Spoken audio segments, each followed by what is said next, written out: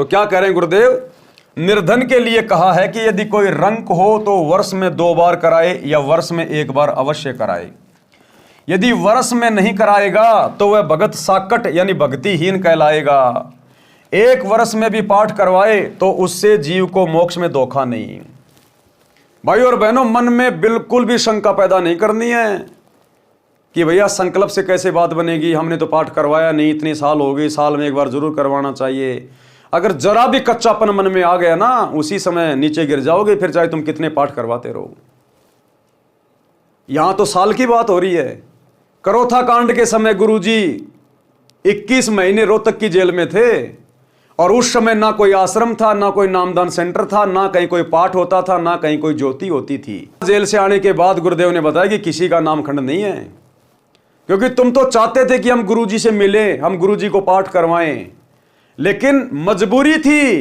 तो ऐसी मजबूरी वाली स्थिति में नामखंड नहीं होता, चाहे 20 साल क्यों ना लग जाए। गुरुदेव के मुख कमल से सुन लीजिएगा।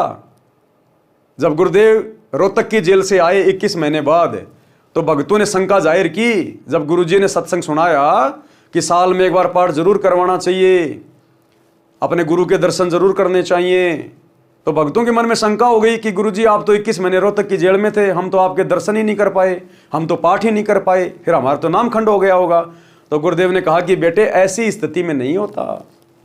ऐसी स्थिति में, मजबूरी वाली स्थिति में, चाहे 20 साल आप अपने गुरु से दूर रहो, ऐसी स्थिति में नामखंड नहीं होता, कोई दोष नहीं होता। सुनिए छोटा सा सत्संग। तो 1 साल में कोष अवश्य पहुंचना चाहिए। अब यहां भक्तों के शंका आती है कि गुरुजी अब 1.25 वर्ष तक अज्ञात रहे, दर्शन नहीं हो सके, तो क्या हमारे ऊपर, क्या हमारा जो नाम तो फिर खंड नहीं हो गया है? ऐसा कुछ नहीं है। ये लीला परमात्मा की है। जैसे कोई एक्सीडेंट हो जाता है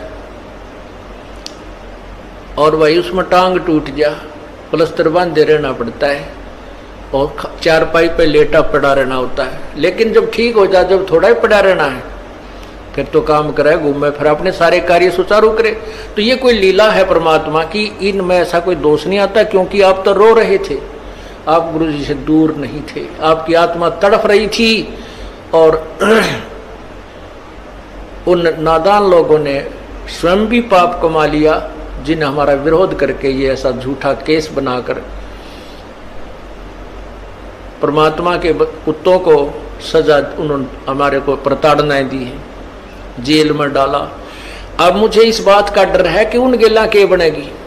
तो भाई और बहनों, हमने हर स्थिति में भक्ति मार्ग पर ज्ञान को आधार बना के चलना है। अपने कोऑर्डिनेटर के कहने से, गुरुजी के बेटा बेटी के कहने से, कोई पीला पर्चा निकाल देने से हमने झुकना नहीं है। ये काल हर प्रकार से षड्यंत्र कर रहा है। इस समय ये परीक्षा का समय चल रहा है और सतगुरु बैठकर परीक्षा ले रहा है कि कितने भक्तों ने मेरे ज्ञान को आधार बनाया और कितने अभी भी गांधारी की तरह आंखों पे काली पट्टी बांध के चल रहे हैं।